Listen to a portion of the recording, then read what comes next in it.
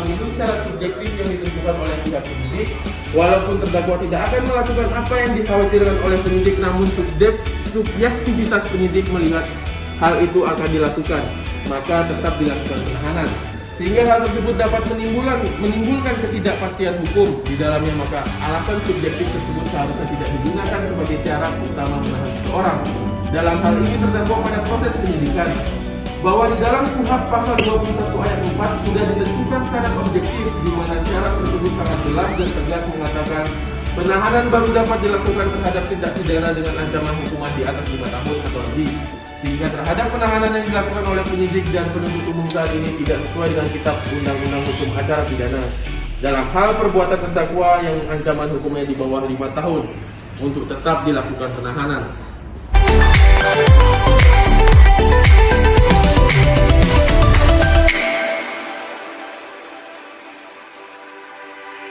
Berdasarkan hal-hal tersebut di atas, sehingga menjadi sangat jelas dan tegas jika penahanan yang dilakukan oleh penyidik dalam proses penyidikan dan penahanan yang dilakukan oleh penuntut umum saat ini tidak sesuai dengan KUHP atau bertentangan dengan KUHP, maka penahanan yang dilakukan penyidik dan kemudian penahanan yang dilakukan oleh penuntut umum adalah tidak sah, sehingga batal demi hukum.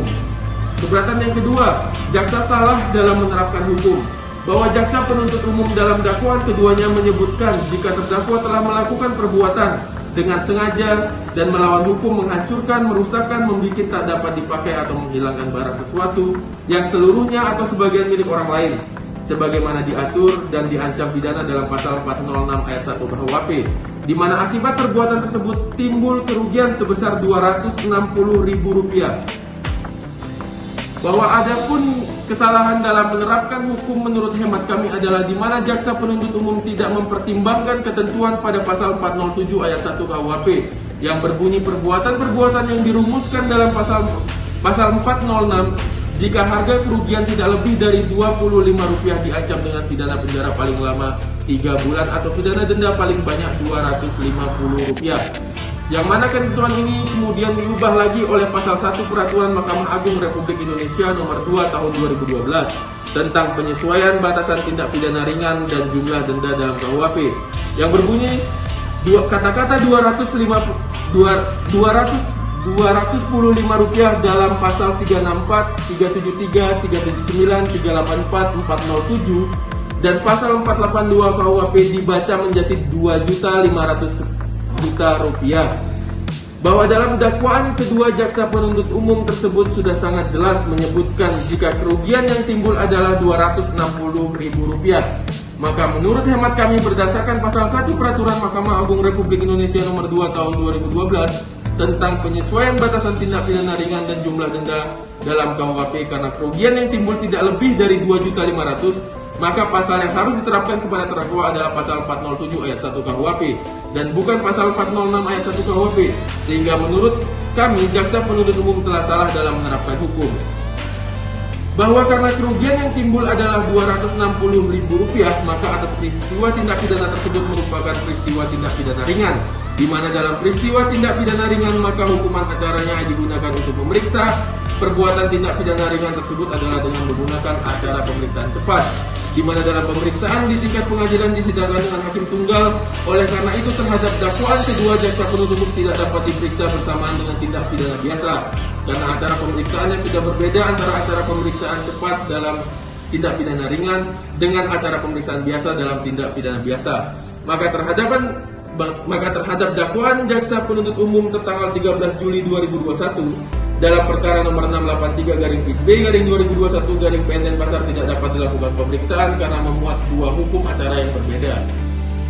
Bahwa dalam pemeriksaan tindak pidana ringan, Yahya Harahap dalam bukunya Pembahasan Permasalahan dan Penerapan KUHP Pemeriksaan Sidang Pengadilan Banding Kasasi dan Peninjauan Kembali menjelaskan antara lain pelimpahan dan pemeriksaan perkara Cipiring tanpa dicampuri dan diikuti oleh penuntut umum, penyidik atas kuasa penuntut umum dalam waktu 3 hari sejak berita acara pemeriksaan selesai dibuat menghadapkan terdakwa beserta barang bukti, saksi, ahli, dan juru bahasa ke sidang pengadilan. Poin B. Lebih lanjut dijelaskan bahwa semua perkara Cipiring yang diterima pengadilan segera disidangkan pada hari itu juga. Pemeriksaan Cipiring diperiksa dan diadil oleh hakim tunggal pada tingkat pertama dan terakhir. Poin C. Pengajuan perkara tanpa surat dakwaan. Ketentuan ini memberikan kepastian di dalam mengadili menurut acara pemeriksaan cepat tersebut tidak diperlukan surat dakwaan yang dibuat oleh penuntut umum seperti untuk pemeriksaan dengan acara biasa, melainkan tindak pidana yang didakwakan cukup ditulis dalam buku register tersebut. Kemudian poin D, saksi tidak mengucapkan sumpah atau janji kecuali hakim menganggap perlu. Bahwa acara pemeriksaan cepat dalam tindak pidana ringan tersebut telah sesuai dengan ketentuan pasal 5 acara pemeriksaan cepat dalam nota kesepakatan bersama Ketua Mahkamah Agung, Menteri Hukum dan Hak Asasi Manusia, Jaksa Agung Republik Indonesia dan Kepala Kepolisian Negara Republik Indonesia tertanggal 17 Oktober 2012. Bahwa sesuai dengan uraian di atas, maka perbuatan terdakwa dalam dakwaan kedua jaksa penuntut umum tidak dapat dilakukan pemeriksaan dalam sidang perkara aku, sehingga sudah sepatutnya apabila surat dakwaan jaksa penuntut umum tersebut untuk dinyatakan tidak dapat diterima. Kemudian yang ketiga, surat dakwaan penuntut umum obscure liber atau dakwaan kabur. Bahwa sesuai dengan ketentuan pasal 143 ayat 92 huruf B dan ayat 3 KUHP, diatur surat dakwaan jaksa penuntut umum haruslah memenuhi syarat-syarat antara lain. Pertama adalah syarat formal, bahwa surat dakwaan harus menyebutkan identitas lengkap terdakwa serta surat dakwaan harus diberi tanggal dan ditandatangani oleh jaksa penuntut umum. Namun saat ini surat dakwaan tidak terdaftar atau terregistrasi sebagaimana yang telah diterima oleh terdakwa mantas Fasilus Kas, yaitu bahwa surat dakwaan penuntut umum tidak memiliki nomor register perkara sebagai syarat formil. Syarat material, bahwa surat dakwaan harus memuat dan menyebutkan waktu dan tempat delik dilakukan. Kemudian surat dakwaan haruslah disusun secara cermat, jelas dan lengkap tentang tindak pidana yang didakwakan, di mana jaksa penuntut umum terdapat keraguan-raguan dalam menentukan pasal dakwaan untuk terdakwa. Maka surat dakwaan yang tidak memenuhi ketentuan dimaksud dalam ayat 2 huruf B batal demi hukum. Dalam eksepsi ini, yang kami ajukan keberatan adalah menyangkut isi surat dakwaan jaksa penuntut umum, oleh karena itu berkaitan dengan persyaratan material sebagaimana diharuskan pasal 143 ayat 2 huruf B dan ayat 3 KUHP, khususnya yang mensyaratkan bahwa dakwaan harus disusun secara cermat, jelas dan lengkap tentang tindak pidana yang didakwakan berkenaan dengan maksud ketentuan pasal 143 ayat 2 huruf B dan ayat 3 KUHP. Maka perkenankanlah kami untuk menyampaikan nota keberatan eksepsi. Yang pertama, bahwa dakwaan jaksa penuntut umum disusun atas dasar berita acara pemeriksaan BAP yang tidak sah atau ilegal.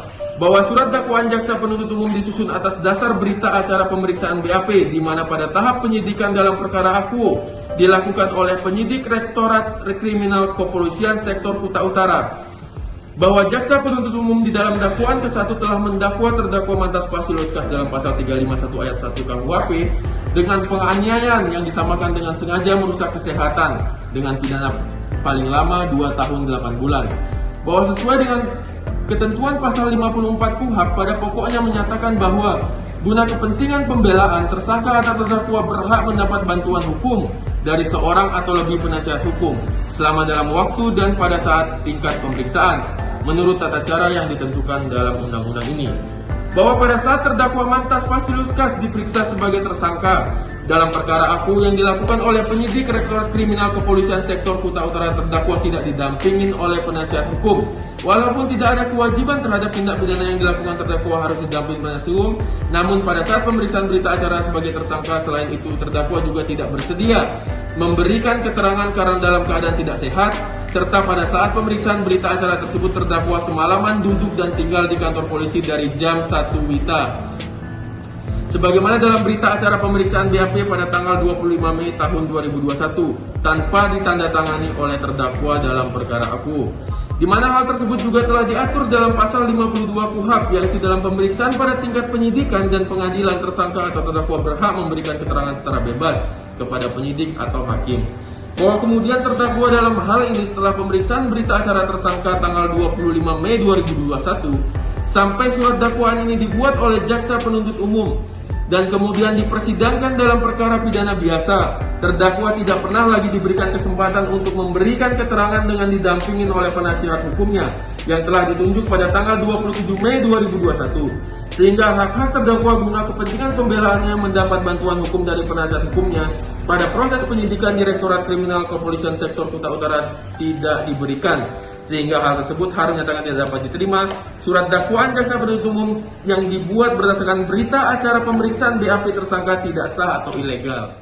Bahwa karena dakwaan jaksa penuntut umum yang tidak cermat, jelas dan lengkap dalam membuat surat dakwaan, karena jaksa penuntut umum tidak menguraikan secara lengkap dan cermat terdakwa di dalam melakukan tindak pidana penganiayaan diatur pasal 351 ayat 4 kedua 406 ayat 1 KUHP dalam perkara akuo pidana, maka sudah sepatutnya surat dakwaan jaksa penuntut umum dapat dikategorikan sebagai dakwaan yang bersifat kabur dan tidak jelas. Berdasarkan berbagai fakta dan yang telah kami uraikan di atas, maka kami penasihat hukum terdakwa Mantas Fasilitas menyimpulkan bahwa nota pembelaan dan eksepsi penasihat hukum adalah permohonan berdasarkan fakta dan kebenaran yang kami penasihat hukum terdakwa mohon kepada majelis hakim yang terhormat untuk mengambil putusan sebagai berikut. Mohon izin lanjut, Yang Mulia. 1. Menerima keberatan atau eksepsi dari penasihat hukum Mantas Fasilitas. 2. Menyatakan surat dakwaan penuntut umum tertanggal 13 Juli 2021 sebagai dakwaan yang dinyatakan batal demi hukum atau harus dibatalkan atau setidak-tidaknya tidak diterima.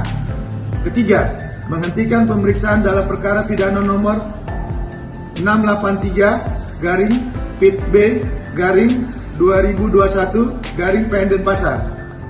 Memerintahkan jaksa penuntut umum agar terdakwa Mantas Fasilitas segera dikeluarkan dari tahanan seketika setelah putusan selah ini diucapkan. 5. Memulihkan harkat martabat dan nama baik Mantas Fasilitas. 6. Membebankan biaya perkara kepada negara atau majelis hakim berpendapat lain mohon putusan yang seadil-adilnya et aquo et bono. Demikian nota keberatan dan eksepsi kami bacakan secara daring dan diserahkan kepada majelis hakim pada hari Kamis tanggal 19 Agustus 2021 di Pengadilan Negeri Denpasar. Hormat kami penasihat hukum terdakwa Togas Tumorang dan rekan. Selamat siang, kita dari tim hukum Law Firm Togas Tumorang yang saat ini kita membela kepentingan klien.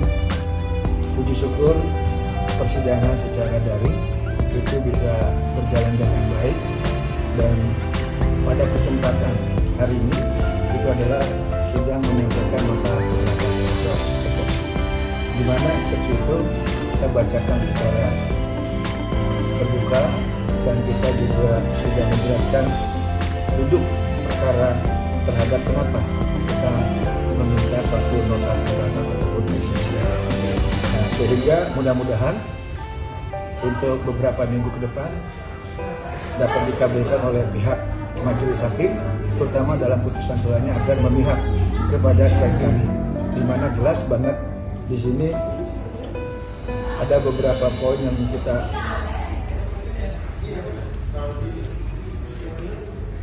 perhatikan bahwa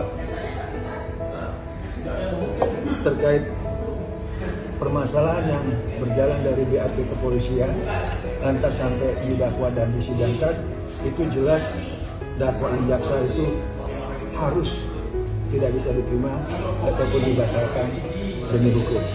Karena jelas di sini klien kami dituduh ataupun didakwa dengan pasal yang memang di dalam undang-undang dikatakan kalau 5 tahun ke bawah itu maka tidak ada dilakukannya penahanan kecuali pasal-pasal tertentu. Dan pada kesempatan di siang hari ini, setelah kita bacakan dakwaan, kita juga sudah menyampaikan ke majelis hakim terkait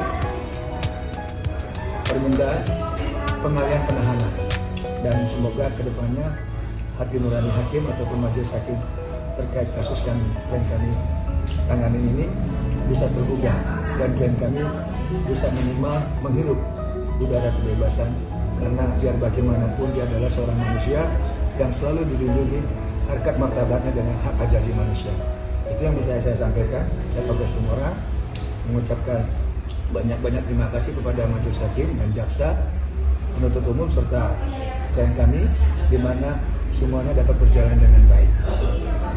Salam Officium Nobile.